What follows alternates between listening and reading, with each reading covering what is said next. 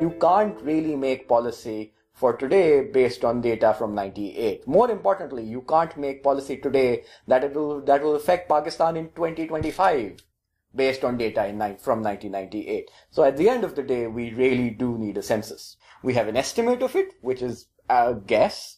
A lot of really intelligent people get together and they decide how much to multiply the 1998 number by. I'm not discrediting their guess. It's probably better than my guess, but at the end of the day, it's still a guess, and it's a very outdated guess now. Doing that over spans of, let's say, 5 years or possibly even to a decade makes some level of sense, but doing that over this large amount of time just doesn't work properly. We need to know where people are to actually be able to make policy for them.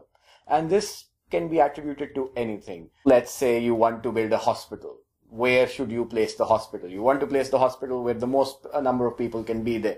You want to make a bus system. You want to figure out where do you want to go from one place to the other. When it comes to urban policies across cities, you want to have a transport network that actually goes to the places where the producers lie and where the labor lies, because you want to connect labor to capital and to the resources that are required.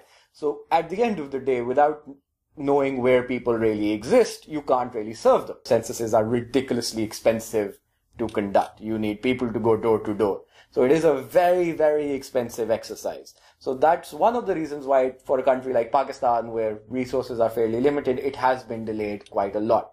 But I think we're now at a point where the costs of not conducting it are mounting themselves even higher, because now every government comes in, they present a 10-year plan. They're going to make policies that are going to affect us for at least the next 5 years under a democratic system.